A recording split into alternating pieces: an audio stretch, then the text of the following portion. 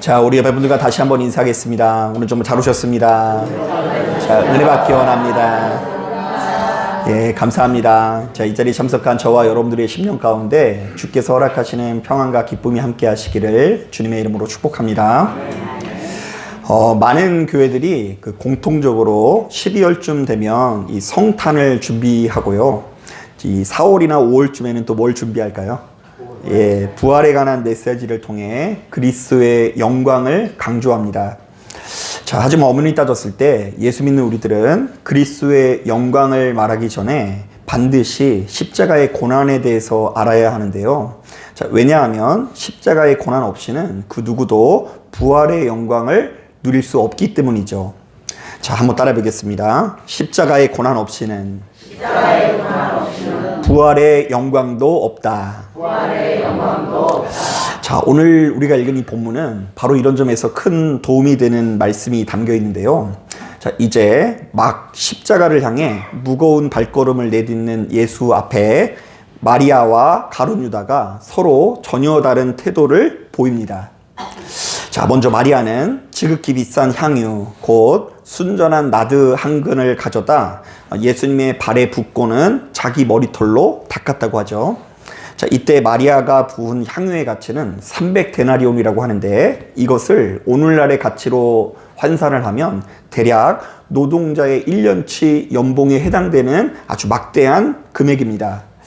자, 그러자 이 광경을 목격한 유다가 갑자기 버럭 화를 내는데요. 왜냐하면 향유 옥합을 팔아서 누구를 도와야 된다고요? 예, 가난한 사람을 돕는 것이 훨씬 더 효율적인데 지금 마리아의 행동은 엄청난 낭비라는 것이죠. 자, 바로 이때 주님께서는 마리아의 손을 들어주시는데요. 자, 우리 다 같이 7절부터 8절 말씀 천천히 한번 읽어보겠습니다. 7절, 8절 시작. 예수께서 이르시되 그를 가만두어 나의 장래할 날을 위하여 그것을 간직하게 하라. 가난한 자들은 항상 너희와 함께 있거니와 나는 항상 있지 아니하리라 하시리라. 자, 이것에 대해서 조금 더 설명을 하자면 이 당시 제자들은요, 예수께서 예루살렘에 들어가시기만 하면 뭐가 될 줄 알았어요? 예, 왕이 될 줄 알았어요. 그래서 그분 덕분에 크게 성공하고 한 자리 차지할 것을 기대했던 것이죠. 자, 하지만 마리아는 이들과는 달리 전혀 다른 것에 초점을 두고 있는데요. 지금 이 마리아가 무엇을 준비한다고 하죠? 예수님의 장래에 초점을 두는데요. 자, 그녀는 이제 더 이상 예수께서 자신들과 함께 하지 못한다라는 것을 깨닫고 자신이 드릴 수 있는 최고의 헌신을 드린 것이죠. 자, 요한복음의 기자는 바로 이렇듯 예수의 영광이 아니라 무엇을 준비하는 마리아예요? 예, 장례를 준비하는 마리아의 행보를 통해 크게 두 가지 메시지를 전하는데요. 자, 먼저 첫 번째로 진정한 헌신은 자신의 자존심을 내려놓는 것에서부터 비롯된다라는 메시지를 전합니다. 자, 헌신하기 위해서 무엇을 내려놔야 된다고요? 자존심을 내려놔야 돼요. 여러분, 당시만 하더라도 이 머리카락은요, 오늘날 우리들에게는 이해하기 어려울지 모르겠지만 사람의 명예와 밀접한 관계가 있었어요. 자, 그래서 여러분, 영광스러운 자리에는 머리를 내려야 될까요? 올려야 될까요? 네, 올려야 되죠. 어제 우리 전순희 권사님 머리를 올린 것 같아요? 내린 것 같아요? 네, 이 머리를 이렇게 올려야 됩니다. 그리고요, 여러분, 이게 저의 이야기가 아닌 게요. 고린도전서 11장을 보면 바울도 역시 이렇게 말하는 장면이 있어요. 만일 여자가 긴 머리가 있으면 자기에게 영광이 되나니 긴 머리는 가리는 것을 대신하여 주셨기 때문이라. 그러니까 여자가 머리를 짧게 하면 영광이 없는 거고 머리를 길게 늘어뜨려 가지고 긴 머리를 하고 있는 것 자체가 영광스러워 보인다라는 표현이 있을 정도입니다. 자, 그런데 이 영광스러운 머리카락을 가지고 이 마리아가 예수님의 뭐를 닦았다고요? 예, 예수님의 발을 닦았다라는 것은 그녀가 보이는 최고의 복종행위라고 할 수 있는데요. 나는 이제 나의 자존심을 다 내려놓고 예수님을 따르겠다라는 의지의 표현인 것입니다. 자, 그러니까 머리털로 그냥 닦은 게 아니라 충성하는 행위를 보인 거예요. 자, 그런가 하면 두 번째로 이 진정한 헌신은 주님의 죽음에 주파수를 맞추는 것에서부터 비롯된다라는 메시지를 전하고 있습니다. 앞서 언급한 대로 이 제자들은 예수님을 통해 성공을 보려고 했지만 마리아는 예수님의 장례를 준비하는데요. 이른바 그녀는 주님께서 가셔야 하는 십자가의 길에 자신의 마음을 쏟은 것입니다. 자, 요한복음의 기자는 바로 이 같은 장면을 통해 너무나 중요한 메시지를 전하는데요. 자, 그것은 1차적으로 이런 메시지가 담겨 있어요. 자, 한 번 더 따라하겠습니다. 이 세상에 편한 사랑은 없다. 주님을 사랑하기 위해서는 편한 사랑이란 없다. 자, 또한 누군가를 사랑하면 불편할 수밖에 없고 그에 걸맞는 책임과 수고가 동반되어야 된다는 메시지를 전하고 있어요. 자, 한 번 더 따라하겠습니다. 사랑하면 불편할 수밖에 없고 사랑에는 책임이 동반되어야 한다. 여러분, 실제로 우리가 누군가를 사랑한다고 말하는 것은 어려워요, 쉬워요? 말하는 것은 쉬워요. 우리가 예배 시간마다 옆에 있는 사람한테 사실은 이렇게 이야기하는 경우 있죠. 주님의 이름으로 그거 마음대로 하세요. 왜냐하면 그렇게 한다고 해서 돈 들어가는 거 아니에요. 그냥 옆에 있는 사람 보면 손을 붙잡고 아이고 할렐루야 주님의 이름으로 어떻다고요? 사랑한다고 말하는 거 어렵지 않아요. 자, 그리고요, 더 나아가서요, 어쩌다 집에 들어가가지고 생전 안 들어가다가 어쩌다 집에 들어가가지고 그 사람에게 사랑한다고 말한다거나 그들을 꼭 안아주는 것은 그렇게 어려운 일이 아닙니다. 자, 하지만 예수께서 요구하시는 가짜 사랑이 아니라 진짜 사랑의 길은 정말로 쉽지 않은데요. 왜냐하면 진짜 사랑은 항시 그에 걸맞는 헌신과 수고를 요구하기 때문입니다. 또한 그에 걸맞는 책임과 자기 부인을 요구하기 때문인 것이죠. 자, 가령 예를 들어보면 여러분, 어제 우리가 그것을 목격했는데요. 어제가 우리 성도님들이 이제 함께 그 한 청년의 결혼 예식에 참여를 하지 않았습니까? 자, 그런데 이제 저도 좀 요즘에 이상한 게 뭐냐면 저는 이제 그 식장에 딱 들어가자마자 막 눈물이 막 날 것 같더라고요. 우리 아들이 가는 것도 아닌데 들어가자마자 그 눈물이 막 울컥 날 것 같고, 그리고 이제 결혼하는 청년의 얼굴만 봐도 그냥 눈물이 날 것 같고, 그리고 그 결혼식이 이야 진짜 그 막 영화관보다 더 화면이 좋지 않아요? 그리고 조명이 막 내려갔다 올라갔다 하는 거 보셨어요? 그 하나의 그 예식 자체가 너무 한 사람의 인생을 담고 있는데, 제가 이제 감정이 동요된 게 뭐냐면, 제가 이제 그동안 알게 모르게 우리 박 권사님이 그 자녀를 위해서 얼마나 열심히 기도하는지를 제가 알고 있거든요. 수연아, 아빠가 위해서 기도하고 있는 거 알고 있니? 저는 이런 아빠를 본 적이 없을 정도로 그냥 오면은 이 예배당에 와가지고 자녀를 위해서 뜨겁게 기도하고, 때로는 이 자녀를 책임지기 위해서 이 노력하고 애끓는 사랑의 마음을 가지고 있었던 것을 제가 알다 보니까 그 결혼식장에 들어가자마자 이렇게 막 울컥하고요. 그 식순 내내 그 어렸을 때 요만할 때부터 이 크는 그 과정을 보니까 이 뭉클뭉클 감동이 올라오더라고요. 자, 그런데 어머니 짜졌을 때 참 감동적이긴 하지만 남녀가 결혼을 해서 가정을 꾸린다라는 것은 마냥 편한 일만은 아닙니다. 그의 부모들이 그 자녀들을 성장시키기 위해서 헌신하고 수고했던 것처럼 그 두 남녀도 자신의 가정을 지키기 위해서 헌신하고 수고해야 되죠. 자, 우리가 결혼을 하면 바로 그 순간부터 남자는 남자대로 여자는 여자대로 서로 포기해야 되는 영역이 생기게 됩니다. 여러분, 저는 결혼을 해보니까 우리 사모님이 정리를 엄청 잘하는데 치약을 자꾸 중간부터 짜는 거예요.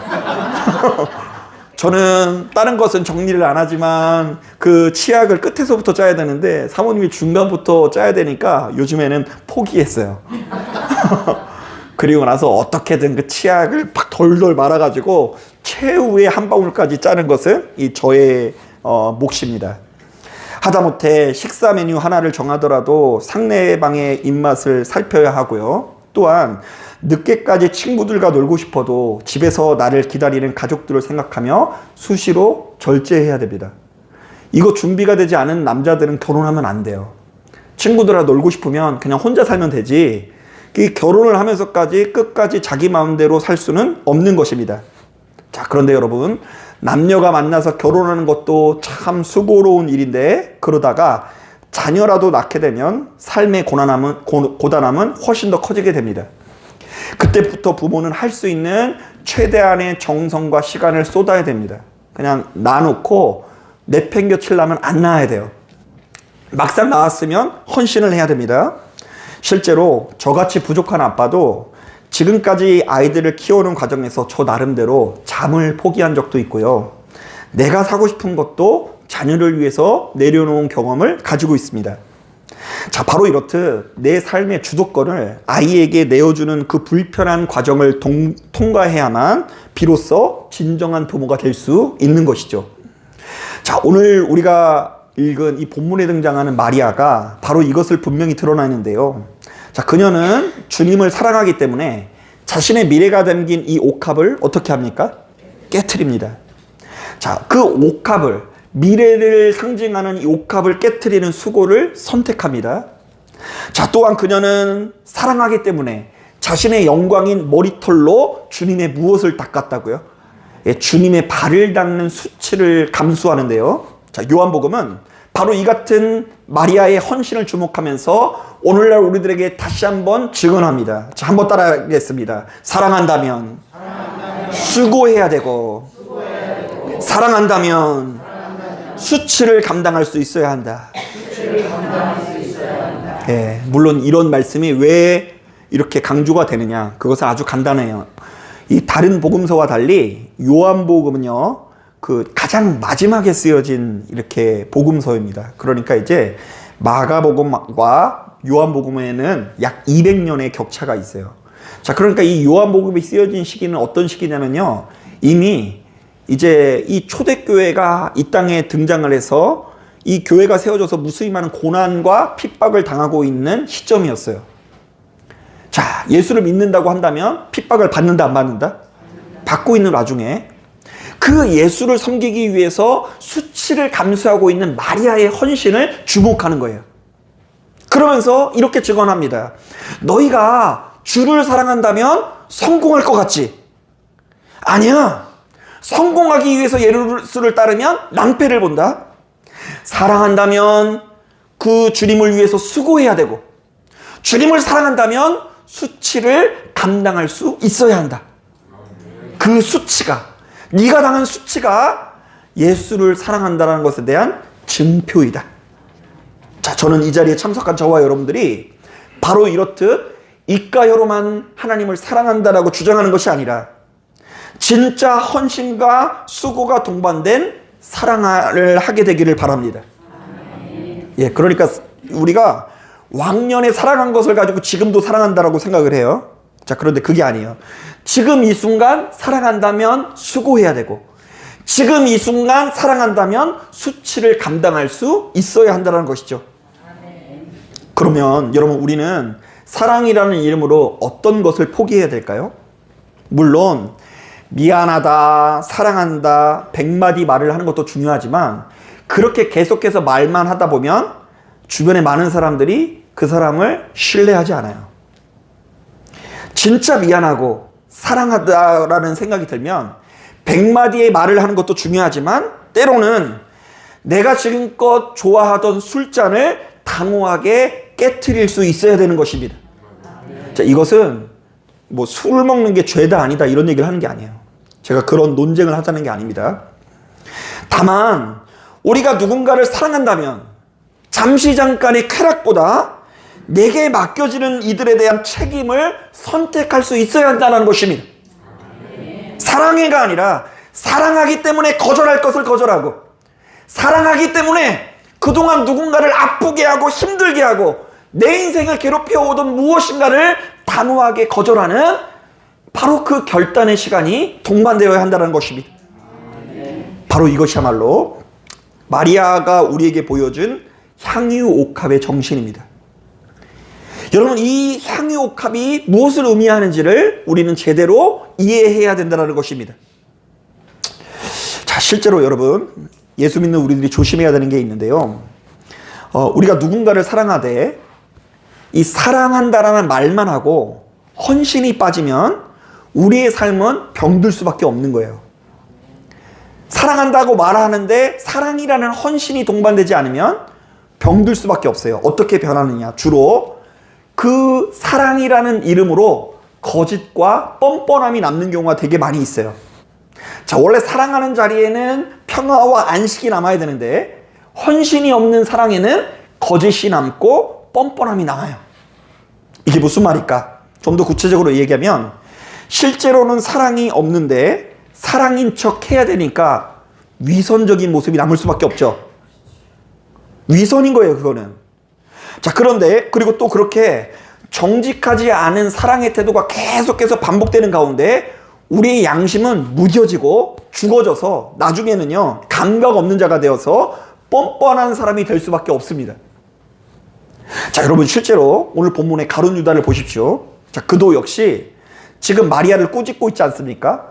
가난한 자를 위해야 된다라는 명목을 내세우고 있지만 사실 이 성경은 그가 자신의 탐욕을 감추기 위해서 했던 말이라고 이야기합니다.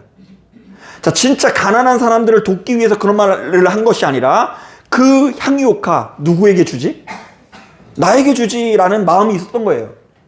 가난한 사람을 위하는 마음이 있는 것이 아니라 자신의 탐욕을 이 가리는 명분으로 사용을 한 건데 이것 자체가 엄청난 거짓 아닙니까?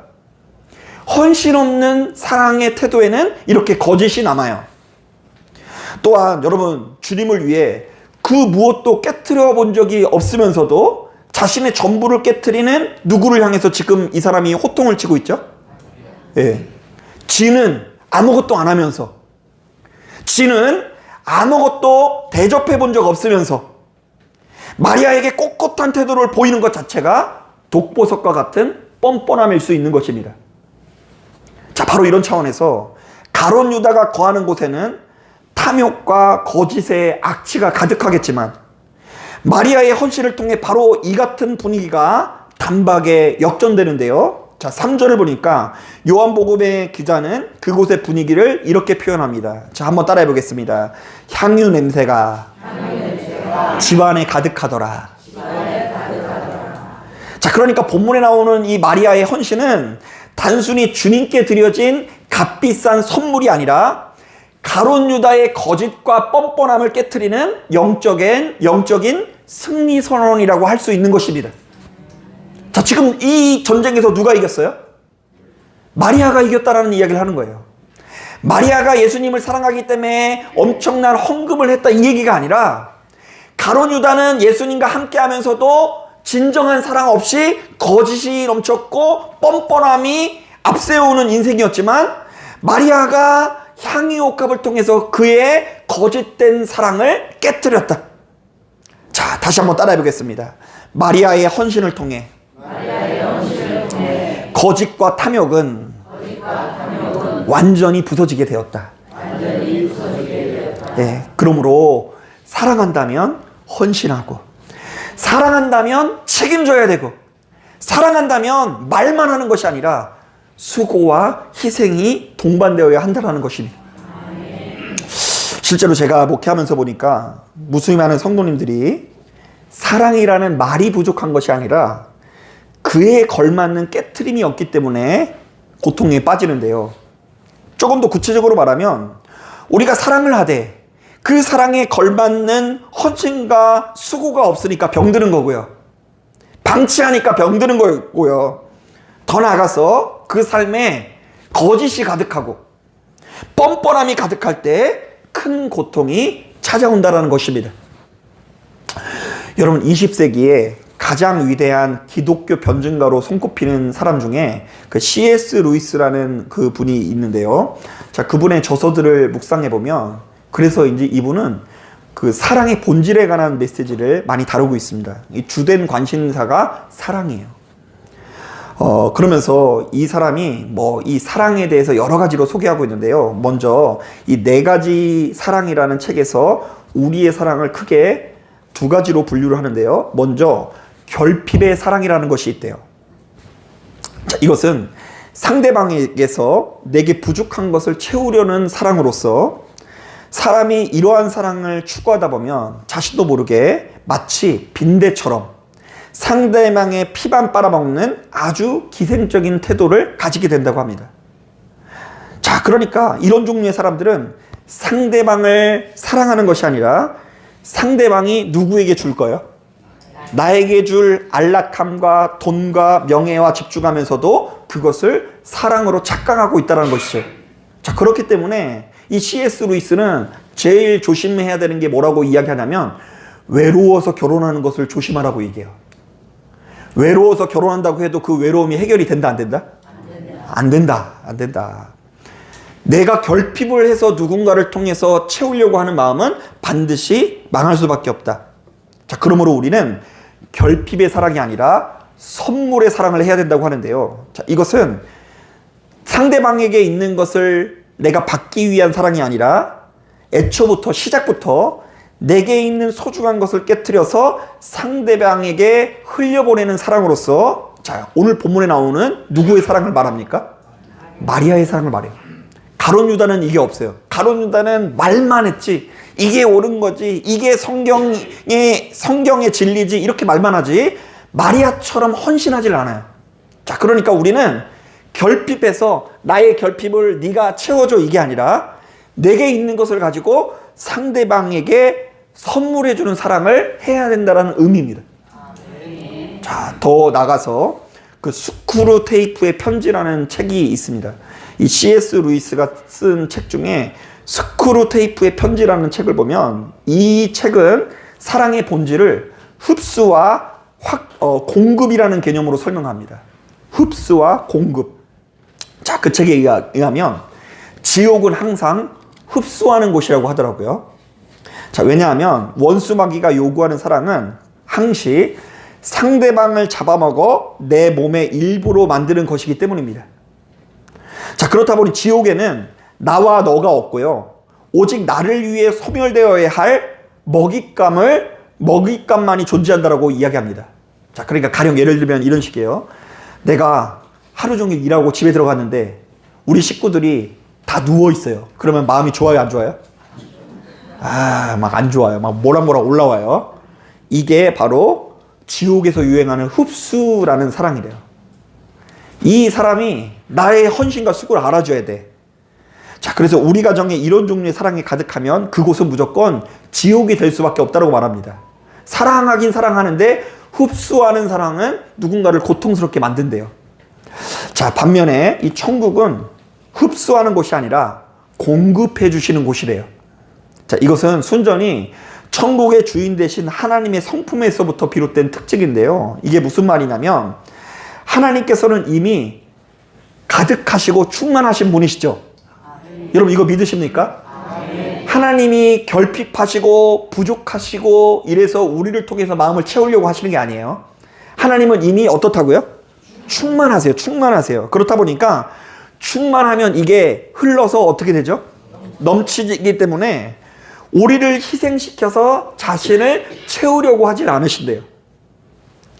오히려 그분께서는 자신의 생명을 흘려보내어 우리를 살리시고 우리를 독립적인 인격으로 세워주시는데요. 자, 그렇다 보니 천국은 자신을 비어 상대방을 채워주고 공급해주는 사랑이 가득할 수밖에 없다는 것입니다. 자, 마찬가지로 우리의 가정에 바로 이런 종류의 사랑이 가득하다고 한다면 그곳은 무조건 천국이 될 수밖에 없는 거예요. 자, 그러니까 한쪽에서는 똑같이 사랑하는데 서운해. 자꾸 서운해. 이놈의 자식들이 나의 외로움을 어떻게 이렇게 관심을 안 가져줘요. 내가 지를 어떻게 키웠는데 어떻게 나한테 이렇게 마음을 안 쏟을 수 있을까? 벌써 상대방에게 있는 무엇인가를 흡수하려고 그래요. 자, 그런데 하나님께서는 이미 어떤 분이시라고요? 충만한 분이셔서 흘러넘쳐요. 그래서 우리가 하나님과 깊이 교제하는 가운데 그런 서운함을 가질 것이 아니라 긍휼함이 생기기 시작하는 거예요. 이 긍휼함을 가지고 그 사람에게 있는 부족함을 내가 채워주기 위해 노력하는 거예요. 이리 와, 이리 와, 이리 와. 이리 와서 힘 좀 내봐. 이리 와서 다시금 일어서서 가서 일하고 와. 그 명절 때도 마찬가지예요. 명절이 여러분 얼마 전에 보내셨죠? 이 명절 때도 너희들이 와서 나의 외로움을 해결해줘라, 나를 구원해줘라, 이게 아니에요. 그동안 이 세상을 살아가느라고 많이 힘들었지. 그 상하고 힘든 마음을 우리를 통해서 위로받고 가서 힘있게 더 열심히 살아가기 위해서 노력해라. 여러분, 우리가 겉으로는 예수 믿는 것 같아도 누군가를 위해 아무것도 포기하지 않고 희생하지 않는다면 그것은 제대로 된 신앙생활이 아닙니다. 또한 우리가 겉으로는 누군가에게 사랑한다, 사랑한다 말해도 아무것도 책임지지 않고 아무것도 버리지 않고 거절하지 않고 채워주지 않는다면 그것은 제대로 된 사랑이 아닙니다. 바로 그곳에는 오히려 사랑이 아니라 거짓이 남을 수밖에 없고요. 그곳에는 뻔뻔함이 남을 수밖에 없고요.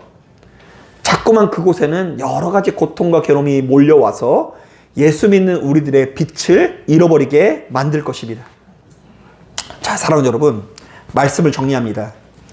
오늘 우리가 읽은 이 본문은 사순절 기간을 보내고 있는 우리들에게 진짜 영광스러운 삶에 대한 메시지를 건넵니다. 자, 한번 따라해 보겠습니다. 무엇이 진짜 영광스러운 삶인가? 그래서 여러분, 세상은 화려한 보좌에 앉아 만백성의 박수를 받는 것을 영광이라고 말합니다. 두말할 것도 없이. 그래서 여러분, 복음을 잘못 배우면 여기서 혼란이 일어나게 돼요. 내 영혼이 잘된 같이 범사가 잘되고 강건하는 것이 복이구나. 더 높아지는 거구나. 내가 예수를 믿으니까 집이 넓어지는구나. 차가 좋아지는구나. 아프지 않구나. 그런데 왜 나한테만 이런 시련이 왔어? 자꾸만 이런 생각이 들 거예요. 그래서 여러분 잘 아셔야 돼요. 진짜 영광스러운 삶이 무엇인가? 여러분, 진짜 영광스러운 삶은요, 예수님을 보면 아는데요, 예수께서는 자신이 사랑하는 이들을 위해 피와 살을 다 쏟아내시면서 최고로 책임지는 삶을 보여주십니다. 자, 예수님이 영광이에요. 예수님이 마구간에 태어나셔서 십자가에 못 박혀 돌아가셨죠. 누구를 위해서? 우리를 위해서. 사랑하는 자를 위해서 최고로 책임지는 삶, 최고로 희생하는 삶, 그러면서도 대가를 바라지 않는 삶을 살아가시는데요, 이른바 그분께서는 우리를 편하게 사랑하지 않으셨습니다. 하늘 보좌의 안락함을 버리시고 가장 고통스럽고 수치스러운 자리에서 자신의 전 존재를 깨트리십니다. 자, 그리고 그분의 뼈와 살이 깎여나가는 그 지독한 수고 덕분에 우리는 생명을 누리게 되는데요. 자, 이제 우리가 그 사랑에 응답할 차례입니다.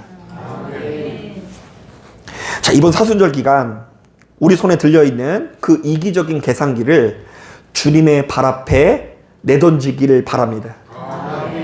또한 지금껏 나를 망치고 가족들을 아프게 했던 잘못된 습성들을 단호하게 거절하십시오. 자, 지금껏 여러분 잘 떠올리세요. 이 사순절은 원래 버리고 비우는 기간이에요. 지금 우리 모두가 다 가족들을 망치고 아프게 했던 잘못된 습성들이 있어요, 없어요? 있다고 해주시면 안 돼요. 다 있어요. 저도 있어요. 우리 모두가 다 우리의 인생을 아프게 만들고 낭비하게 만들고 잘못된 길로 가게 만드는 잘못된 습성들이 분명히 있어요. 그거 거절하는 것이 사순절이에요. 다시 한번 선포합니다. 편한 사랑은 없습니다. 나에게 큰 불편함을 주더라도 주님을 사랑하기 때문에 기꺼이 포기하고 거절할 것을 거절하고 내가 다시는 주님을 사랑하기 때문에 정말로 내 머리부터 발끝까지 이것을 허락하지 않겠다.